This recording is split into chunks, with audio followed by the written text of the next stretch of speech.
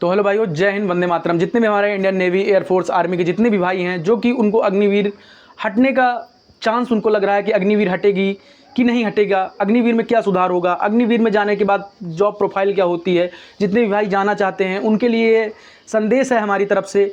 और जो ये सरकार है, आखिर आने वाली सरकार में अग्निवीर स्कीम हटेगी या फिर जो सरकार आई हुई है इसमें क्या अग्निवीर स्कीम हटेगी? ये जो विपक्ष में नेता बैठे हुए हैं, विपक्ष में बैठे हुए हैं, ये क्या अग्निवीर स्कीम को हटाने में मदद करेंगे? अग्निवीर हटेगी या नहीं हटेगी? तो इतनी समय जो ट्विटर पर और इंस्टाग्राम पर हर जगह ये वायरल है कि अग्निवीर स्कीम को हटा दिया जाएगा, तो इसकी क्या सच्चाई है? क्या अग्निवीर स्कीम हटेगा या फिर नहीं हटेगा? तो जितने भी भाई हैं इस वीडियो पर, डिफेंस वाले जितने भी भाई डिफेंस से प्यार करते हैं, फाइनली एयरफोर्स, आर्मी, नेवी से प्यार करते हैं, तो उन भाइयों को मैं कुछ बातों से अवगत कराना चाहता हूं कि इंडियन नेवी, एयरफोर्स, आर्मी में जाने से आपका क्या भविष्य सिक्योर है, क्या 4 साल बाद क्या होगा, 4 साल बाद आपके घर आने के बाद क्या होगा, क्या ऐसे पूरा सीन है, तो वो आपको सभी को बताते हैं। लेकिन उससे पहले आप चैनल जरूर सब्सक्राइब कर लें और टेलीग्राम चैनल ज्वाइन कर लें, जिससे कि आपके जितने भी डाउट हैं आप हमसे पूछ सकते हैं, मैं आपके सारे डाउट क्लियर करूंगा।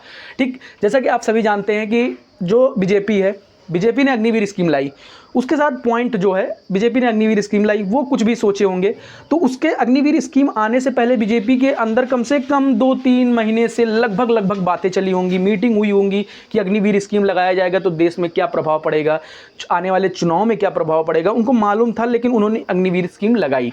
उसके बाद दंगा फसाद भी हुआ, ठीक है ना, दंगा फसाद हुआ, क्रांति हुई बहुत ज़्यादा, ट्रेन बस आग लगाई गई, दुनियादारी हुई, लेकिन अग्निवीर स्कीम नहीं रुकी, अग्निवीर स्कीम चलती रही।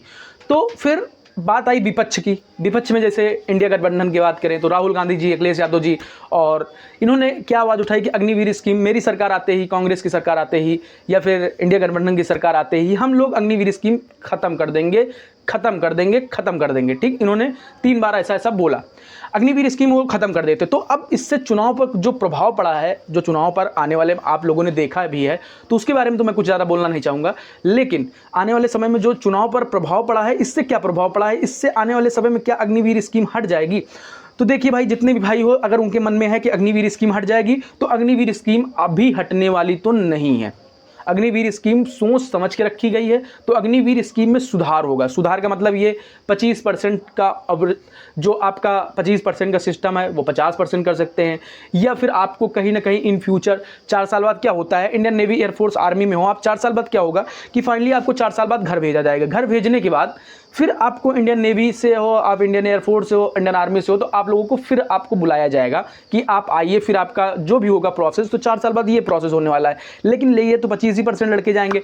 लेकिन सबसे बड़ी बात होती है, जो इंडियन नेवी, एयरफोर्स, आर्मी से प्यार करते हैं, उनको जाना है 17 से 21 साल की उम्र में, तो वो तो जाएंगे भाई, उनको कोई रोक नहीं पाएगा। चाहे अग्निवीर स्कीम हो, चाहे 2 साल का हो, चाहे 1 साल का हो, चाहे एक महीने का हो, जिसको वर्दी पहनना, जिसको प्यार है अपने सपने से, तो वो अपना प्यार तो करेगा भाई, ये चीज़ हकीकत है। अब वो सरकार कोई भी है, सरकारें चेंज होती रहती हैं, तो वो सरकार कोई भी है, लेकिन ये जो अग्निवीर स्कीम है इसको हटाया जाए, तो मैं इससे कहता हूं कि हाँ, इसको हटाया जाए। इसको हटाने से मतलब ये है, इस वीडियो को ज़्यादा से ज़्यादा जितने भाई सभी लोग शेयर करना, क्योंकि इस वीडियो से कहीं ना कहीं देखो, अग्निवीर स्कीम नहीं हटेगी ना भाई, कोई अगर वहीं पर बंदा कोई काम करता है, 41,000 आपकी सैलरी पा रहा है, और वहीं पर अग्निवीर SSR की बात करें, नेवी की SSR की बात करें, यहीं पर एयरफोर्स ले लो, यहीं पर आर्मी ले लो, ठीक ना।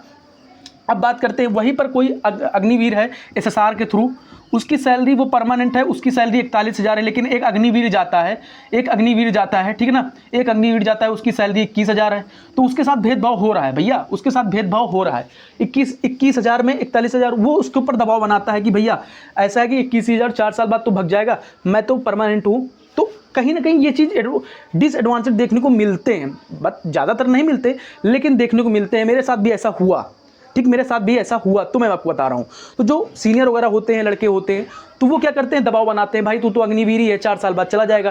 तो सरकार को ये चीज़, सारी चीज़ें सोचनी चाहिए, या तो फिर सैलरी अच्छी खासी बढ़ा दो। 21,000 पा रहे हैं लड़के, 30,000 सैलरी है, 9,000 तब भी काट रहे हो। 4 साल बाद क्या आपको देना है? 4 साल बाद 11 लाख दे दोगे, 11 लाख में क्या यार बनेगा? 11 लाख में एक घर भी तो नहीं बनेगा।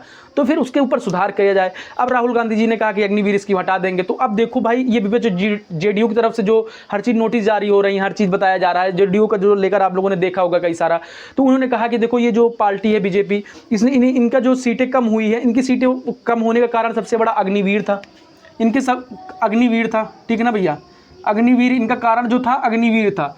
अग्निवीर इनका कारण इसलिए हुआ क्योंकि अब की बार सीटें कितनी कम पाई। तो देखो इनके कहने का मतलब है कि अग्निवीर स्कीम को हटाया जाए, अग्निवीर को स्कीम को हटाया जाए इसलिए क्योंकि जितने भी गार्जियन हैं अग्निवीर के, जितने भी गार्जियन हैं उन्होंने तो वोट नहीं दिया, तो इसीलिए सीटें कम हो गई। उन्होंने वोट कहाँ दिया? लड़के ने, भाई अग्निवीर जितने लड़के थे उन्होंने एक वोट नहीं दिया बीजेपी को, जितने भी लड़के उनके गार्जियन थे उन्होंने भी वोट नहीं दिया। तो स्वाभाविक है ग्राफ डाउन होना ही होना है। उसी जगह कांग्रेस इंडिया गठबंधन का ग्राफ बढ़ गया। इसलिए बढ़ गया क्योंकि देखो भाई, कहीं पार्टियां कोई भी हो अपना अपना लालच देती हैं, पार्टियां कोई भी हो, चुनाव कोई भी हो, मैं ये कर दूंगा, मैं वो कर दूंगा, लेकिन ये मान के चलिए चुनाव जीतने के बाद कोई ऐसा कोई कुछ नहीं करता। लेकिन अग्निवीर की बात की जाए तो अग्निवीर हटना चाहिए। अग्निवीर से डिसएडवांटेज तो है ही है, कहीं ना कहीं 4 साल बाद हम लोग क्या करेंगे, हम लोगों को भी समझना चाहिए हम लोग क्या कर सकते हैं। ना तो हमें समाज अच्छी नज़र से देखेगा, ना तो घर देखेगा अच्छी नज़र से, ना तो कोई देखेगा। भाई कहीं भी जाओ ना, तो अगर आप अभी बता दो अग्निवीर हैं तो कोई इज्जत नहीं करता। सबसे बड़ी बात ये होती है, सबसे इज्जत चाहिए भाई। अग्निवीरों को क्या चाहिए? इज्जत चाहिए। और हमें जो सेना का जो पूरा महत्व है वो मिलना चाहिए, कैंटीन, मेडिकल सुविधाएं, क्योंकि अग्निवीर के बाद हमें कोई सुविधाएं नहीं मिलेंगी। हम लोग ऐसे लावारिस हो जाएंगे। लावारिस का मतलब कि कोई हमको डिफेंस से, मतलब वहाँ से हटने के बाद, हमें वहाँ से विदाई होने के बाद हमारा सब कुछ खत्म हो जाएगा। तो इसीलिए अग्निवीर स्कीम हटनी चाहिए। इन जो सरकारें आ रही हैं जा रही हैं उससे हमको मतलब नहीं। कोई सरकार हमारे घर की अर्थव्यवस्था नहीं चलाती, कोई सरकार हमारे घर में खाना पीना का प्रबंध नहीं करती, कोई सरकार हम लोगों को कपड़े पहनने का, जूते पहनने का पैसा नहीं देती, सब हमको खुद करना है। तो मैं सरकार से आग्रह करना चाहता हूँ, ये वीडियो जितने भी भाई देख रहे हैं, 10 लोग, 5 लोग, 10 लोग, 20 लोग, तो ये सब ज़्यादा से ज़्यादा इस वीडियो को शेयर करें, क्योंकि कोई भी हमारे घर का जो रोजी रोटी है कोई नहीं चलाता, वो हम ही को करना है, वो हम ही को समझना है।